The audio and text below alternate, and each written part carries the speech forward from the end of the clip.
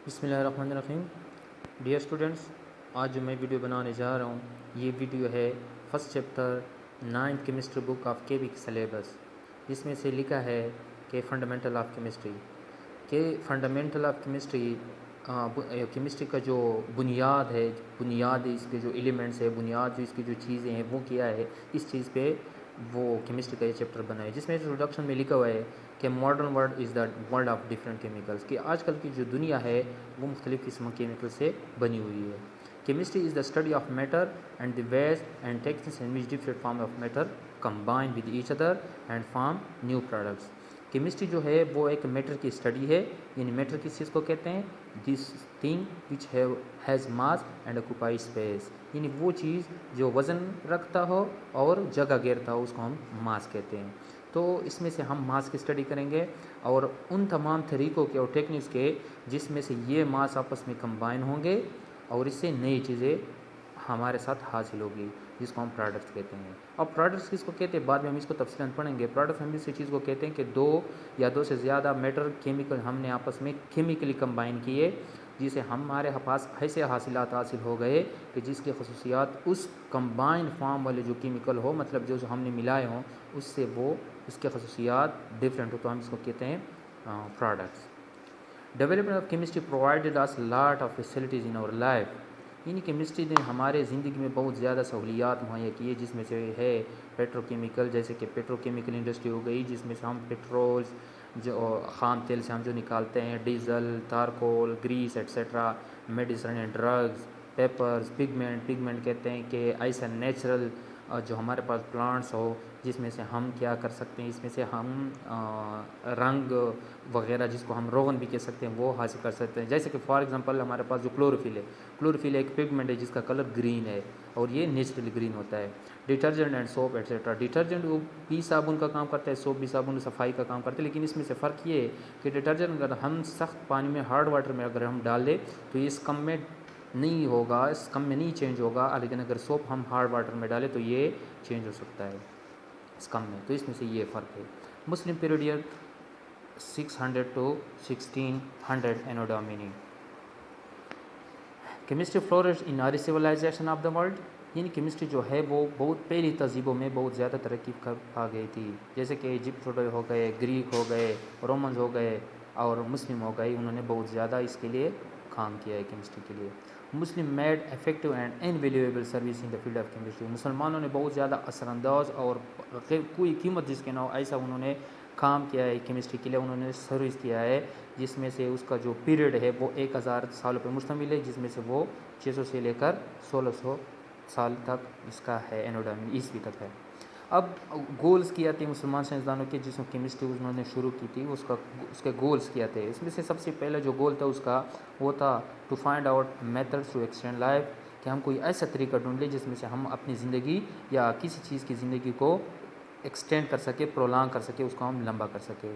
Second one जो है to look for ways to change base metals जैसे कि लीड टू गोल्ड, यानी हम ऐसे कोई तरीका ढूंढे जिसमें से जो बेस मेटल है जैसे कि लीड वो हम किस में कन्वर्ट कर ले, गोल्ड में। और तीसरा ये to find physical evidence to support religious and philosophical belief, कि हम कोई ऐसा फिज़िकल सबूत ढूंढ ले कि हम किसी फ़िलासफ़ियाना या कोई मज़हबी सपोर्ट जो देता हो उसमें से हम उसको सपोर्ट कर रहे हैं।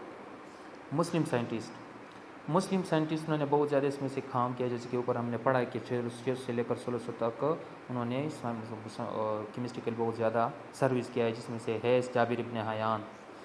Jabir ibn Hayyan generally known as the father of chemistry, मतलब जाबिर इब्न हयान ने केमिस्ट्री के लिए ऐसा सर्विस किया है जिसको हम आजकल के दौर में कह सकते हैं कि ये केमिस्ट्री का क्या है हिस्सा। Probably he was the first scientist who had a well-established laboratory for experiments, यानी आमतौर पर वो पहला साइंसदान था जिन्होंने एक ऐसा लेबॉरेटरी को कायम किया था जिसपे से वो तजुर्बे करते थे। He invented different experimental methods, for example distillation, उन्होंने मुख्तलिफ़ किस्म के तजुर्बाती तरीक़ों को क्या किया था, इन्वेंट किया था, दरियाफ़त किया, उसका क्या कहते हैं, बनाए थे, दरियाफ़त किए थे, जिसमें से है distillation, sublimation, filtration, extraction of metals from their और वगैरह वगैरह। यानी इसमें से क्या है, डिस्टिलेशन। डिस्टिलेशन उन्होंने एक ऐसा टेक्निक को बनाया था, इन्वेंट किया था। ये डिस्टिलेशन किसको कहते हैं, डिस्टिलेशन हम इसको कहते हैं कि हम किसी मतलब एक ऐसा हमारे पास लिक्विड हो जो इम्प्योर फॉर्म में हो, अब हम इसको प्योर फॉर्म में लाएंगे। किस तरह लाएंगे, डिस्टिलेशन प्रोसेस से। डिस्टिलेशन प्रोसेस से किस तरह लेके आएंगे कि हम इसको पहले गर्म करेंगे, फिर गर्म के बाद वो क्या हो जाएगा, वेपर में चेंज होगा, फिर वेपर में के बाद हम इसको फिर ठंडा करेंगे तो ये क्या हो जाएगा, अपने प्योर फॉर्म में हासिल हो जाएगा। तो इस प्रोसेस को कहते हैं डिस्टिलेशन, यानी purifying of liquid by boiling and cooling. Sublimation, sublimation एक ऐसा प्रोसेस है जिसमें से हम किसी सॉलिड बॉडी को, किसी सॉलिड बॉडी को हम अगर गैस में कन्वर्ट कर ले बग़ैर लिक्विड के चेंज हुए, यानी convert solid to gas without changing to the liquid form. Filtration, filtration हम इसको कहते हैं कि हम इसको किस चीज़ को फिल्टर करते हैं। एक्सट्रैक्शन ऑफ मेटल्स, यानी हम किसी मेटल को हम फ्राम दियर ओर्स, हम उसको अपने ओर्स से जो निकालते हैं मेटल्स को। यानी फॉर एग्जांपल हम जब गोल्ड निकालते हैं, हम जब कोई लीड निकालते हैं तो वो प्योर फॉर्म में नहीं होता, वो एक पत्थर के फॉर्म में होता है, ओर्स के फॉर्म में होता है। यानी मुख्तलिफ़ किस्म के मेटल जो कंबाइन होते हैं उसको हम कहते हैं ओर्स। अब उस ओर्स से हम जो निकालेंगे उसको, तो उस तरीके को हम कहते हैं extraction of metal from their ores. He prepared hydrochloric acid, nitric acid and white lead. उन्होंने किया था, हाइड्रोक्लोरिक एसिड को प्रिपेयर किया था, तैयार किया था, नाइट्रिक एसिड को तैयार किया था और वाइट लीड को भी उन्होंने तैयार किया था। अब वाइट लीड क्या है, it is the type of a lead, यानी ये एक लीड का एक किस्म है जो मिक्सर होता है किस चीज़ का, लीड कार्बोनेट, यानी PbCO3 लीड कार्बोनेट और लीड हाइड्रोक्साइड PbOH2, इन दो चीज़ों का ये क्या होता है, मिक्सर होता है। सेकंड वन जो है मोहम्मद इब्न ज़करिया अल राज़ी। अल राज़ी वाज अ फिजिशियन, अल राज़ी जो था वो एक डॉक्टर था, केमिस्ट एंड अ फिलोसोफर, एक केमिस्ट था और फिलोसोफर था। ही रोट 26 बुक्स, उन्होंने 26 किताबें लिखी थी। His most famous book was Al Asrar, उसका जो सबसे इम्पॉर्टेंट और मशहूर बुक था उस क्या था, अल असरर, जिसमें से जिक्र किया गया था this book his discuss different process of chemistry, यानी केमिस्ट्री के मुख्तलिफ़ किस्म के जो प्रोसेस उन्होंने ये इस बुक में वो डिस्कस किए थे। He was the first chemist to divide chemicals compound into 4 type of compounds. वो एक सबसे पहले वो साइंसदान था, केमिस्ट था, जिन्होंने केमिकल कंपाउंड को 4 डिफरेंट कंपाउंड में तकसीम किए थे। He divide the substances a particular kind of matter with uniform properties into living and non-living origin. He divided the substances into living and non-living origin. उन्होंने substances को living और non living में divide किया था। अब substances किसको कहते हैं, सब्सटेंस हम इसको कहते हैं एक मैटर का एक पार्ट होता है जो प्योर फॉर्म में होता है, यानी a particular kind of matter का एक हिस्सा होता है जो बिल्कुल इसके जो खसूसियात होंगी वो बिल्कुल यूनिफॉर्म प्रॉपर्टीज़ के होंगे। यूनिफॉर्म प्रॉपर्टीज़ को कहते हैं, अगर हम वाटर एक गिलास ले ले, अब एक गिलास प्योर फॉर्म में वाटर है, उसको हम जिस जगह से हम लेंगे, यानी नीचे वाले कोने से लेंगे, साइड वाले से लेंगे, ऊपर वाले तेज से लेंगे, जहाँ पे हम इससे लेंगे, जिस जगह से हम इससे कोई हिस्सा लेंगे वो क्या होगा, सारी की खसूसियात एक जैसी होगी। तो हम इसको फिर वाटर नहीं कहेंगे कि लेबॉर्ट्री में, बल्कि हम इसको कहते हैं कि ये सब्सटेंस। इस तरह और भी इसके एग्जांपल हो सकते हैं। सब्सटेंस किसको कहते हैं, एक मैटर का एक टुकड़ा, एक हिस्सा जो बिल्कुल जिसके खसूसियात बिल्कुल यूनिफॉर्म हो। He prepared alcohol by fermentation, उन्होंने अल्कोहल फर्मेंटेशन से तैयार किया था। फर्मेंटेशन किसको कहते हैं, chemically break down of substance by bacteria, yeast और अदर माइक्रो ऑर्गेनिज्म, यानी हम किसी सब्सटेंस को अब केमिकली तोड़ देते हैं, किस चीज़ की वजह से, बैक्टीरिया की वजह से, या यीस्ट, खमीर जो हम इसको कहते हैं, खुम्बी कहते हैं, इसकी वजह से, या अदर माइक्रो ऑर्गेनिज्म या किसी और माइक्रो ऑर्गेनिज्म की वजह से हम इसको तोड़ फोड़ देते हैं। यीस्ट कहते हैं हम इसको, खमीर को। Alberuni, he made much services in the field of physics, उन्होंने फ़िज़िक्स में बहुत ज़्यादा काम किया था। मेटाफिज़िक्स में भी उन्होंने बहुत ज़्यादा काम किया था।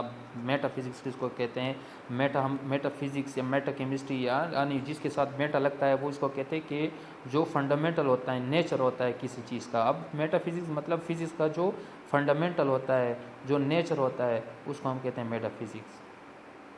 इन the field of geography, astronomy and in history उन्होंने इसमें से बहुत ज़्यादा कंट्रीब्यूशन किया था। इन the field of chemistry he understood different chemical procedures and combinations. उन्होंने केमिस्ट्री में क्या क्या था, बहुत ज़्यादा हमें समझाया था, बहुत ज़्यादा पढ़ाया था, उन्होंने बताया था मुख्तलिफ़ किस्म के इसके तरीके और मिलाप जो होते हैं केमिकल के, वो उसने बताए थे। He determine the densities of different substances, और उन्होंने कसाफत बहुत ज़्यादा सब्सटेंसेस का हमें बताया था, मालूम किया था। अब डेंसिटीज़ किसको कहते हैं, मास पर यूनिट वॉल्यूम, यानी एक एरिया वॉल्यूम जो है उसमें से किसी सब्सटेंस का मास कितना है। इब्न Sina, Ibn Sina generally known as the Aristotle of the Muslim world, of the Muslim world. Aristotle जो है वो आम तौर पर जाना जाता है, यानी अरस्तु जाना जाता है मुस्लिम दुनिया का। His contribution are in the field of chemistry, जो है उसका जो कंट्रीब्यूशन है केमिस्ट्री में वो मेडिसिन में भी है, मेडिसिन केमिस्ट्री में भी है। ये तो इसके हो गए केमिस्ट्री में। अब और जो है हमारे पास इसके जो contribution and in other fields are mathematics, astronomy, philosophy. उन्होंने यानी फील्ड ऑफ केमिस्ट्री में कौन कौन सी शराकत उन्होंने किए थे, सर्विस किया था मेडिसिन में और मेडिसिन केमिस्ट्री में। और जो और फील्ड्स है उसके मैथमेटिक्स में भी उन्होंने बहुत ज़्यादा मतलब कंट्रीब्यूशन किया था, एस्ट्रोनॉमी में भी और फिलासफी में भी। Ibn Sina is the first scientist who rejected the idea that base metals can be converted into gold। यानी सबसे पहले जो हमने पहले ही पढ़ा कि मुसलमान साइंसदानों ने किया था, किस तरह वो उसने केमिस्ट्री शुरू की थी। उन्होंने इस तरह शुरू की थी कि वो किसी चीज़ का लाइफ प्रोलॉन्ग करे, उसका क्या करे, मतलब कोई ऐसा तरीका ढूंढ ले कि बेस मेटल को वो गोल्ड में कन्वर्ट कर ले, या एनी अदर रिलीजियस सपोर्ट, कोई ऐसा सपोर्ट एविडेंस, फिजिकल एविडेंस ढूंढ ले कि रिलीजियस सपोर्ट को वो कर ले, या फिलासफिकल। अब यहाँ पे जो आया है कि base metal can be convert into gold, जो उन्होंने स्टडी किया था कि बेस मेटल को हम गोल्ड में कन्वर्ट कर सकते हैं। अब उन्होंने किया इस आइडिया को रिजेक्ट किया कि नहीं, ये हम इस तरह नहीं कर सकते। He wrote more than 100 books and were thought in Europe for centuries। उन्होंने 100 से ज़्यादा बुक्स लिखी थे जो यूरोप में बहुत अरसे तक, यानी सदियों तक वो जाने जाते थे, पढ़ाए जाते थे। केमिस्ट्री, अब यहाँ पे केमिस्ट्री है, जो डिफिनेशन है इसका, chemistry is the branch of science. Chemistry जो है वो एक साइंस का एक शाख है, which deals with the composition, structure and properties of matter, the changes occurs in matter, and the laws and principle under which these changes occurs called chemistry। यानी chemistry क्या है, केमिस्ट्री साइंस का एक ऐसा शाख है। अब साइंस किसको कहते हैं, पहले हमें ये समझना चाहिए कि साइंस क्या है। साइंस हम कहते हैं, यानी पहले लोअर क्लासेस में हमने पढ़ा है कि knowledge gain by observation and experimentation, कि हमारे पास नॉलेज हासिल हो जाए किस चीज़ की से, यानी मुशाहिदात से और तजुर्बात से। तजुर्बात और मुशाहिदात से हमें जो चीज़ नॉलेज हमारे बात में आता है, हमारे जहन में आता है, हमें मालूम होता है दोनों तरीक़ों से, और वो सच साबित हो जाता है, तो हम इसको कहते हैं कि ये क्या है, ये साइंस का तरीका है। अब ये साइंस का एक शाख है जिसमें से हम स्टडी करेंगे कंपोजिशन और इस चीज़ का, structure and properties of matter, यानी मैटर किस चीज़ से बना हुआ है, उसका साख किस तरह है और उसके खसूसियात किस तरह हैं, और जो चेंजेस इसमें अकर आते हैं, यानी अकरिंग आते हैं इसमें से जो डिफरेंशिएशंस आते हैं, उसके जो बुनियादी लाज और कानून है, और उन तरीक़ों का हम स्टडी करेंगे जिसमें से ये आ सकते हैं। यानी दोबारा हम अगर इसको पढ़ लें, केमिस्ट्री साइंस के वो शाख है जिसमें से हम अनासिर, जिस चीज़ से मैटर बना हुआ है, इसका स्ट्रक्चर, उसके खसूसियात और वो तमाम तरीके जिस पे से ये कानून लागू होते हैं, उन तमाम तरीक़ों को हम अगर स्टडी कर लें तो हम इसको कहते हैं कि ये केमिस्ट्री है। ब्रांचेस ऑफ केमिस्ट्री, केमिस्ट्री जो है वो chemistry contains very wide range field. To cover this field it is divide into many branches which are, यानी केमिस्ट्री को बहुत ज़्यादा जगहों पे, बहुत ज़्यादा एरिया पे वो तक क्या कहते हैं मुश्तमिल है। अब उन तमाम एरिया को, तमाम जो फील्ड है हमारे पास, उनको कवर करने के लिए हमने उनको डिफरेंट ब्रांचेस पे डिवाइड किया है, जो अगले पेज पे दिया हुआ है। Number 1, physical chemistry. Physical chemistry हम किसको कहते हैं? जैसे कि नाम से जाहिर है, it is the branch of chemistry which we study the relationship between the physical properties of a substance along with the chemical changes occurring in them।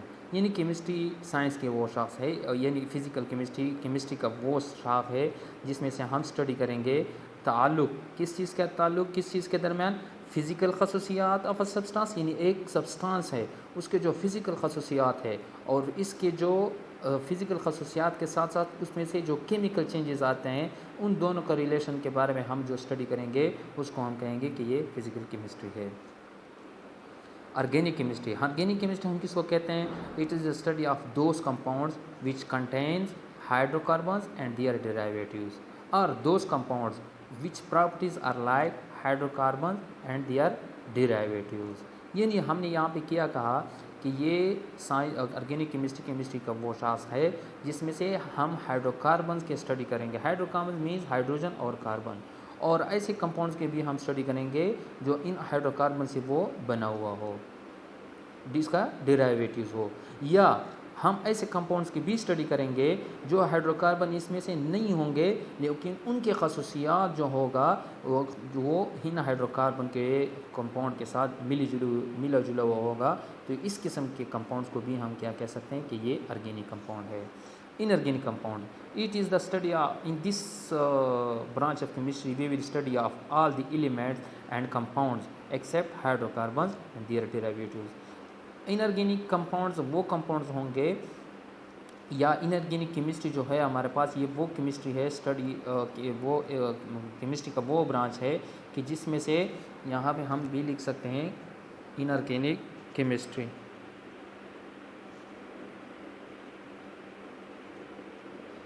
Inorganic chemistry यानी इनऑर्गेनिक केमिस्ट्री जो है वो केमिस्ट्री का वो शाख है जिसमें से हम तमाम एलिमेंट्स और कंपाउंड के स्टडी करेंगे बग़ैर हाइड्रोकार्बन के और देयर डेरिवेटिव्स, और इसके जो डेरिवेटिव्स है उसके अलावा जितने भी कंपाउंड्स हैं हम उसके स्टडी करेंगे।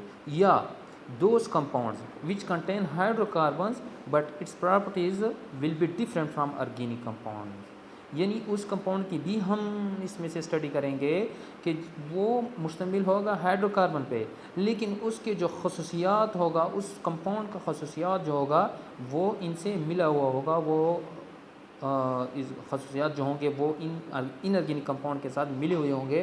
तो हम ऐसे कंपाउंड को फिर ये नहीं कहेंगे कि ये ऑर्गेनिक कंपाउंड है, बल्कि ये कौन से कंपाउंड होंगे? इनऑर्गेनिक कंपाउंड होंगे। Analytical chemistry.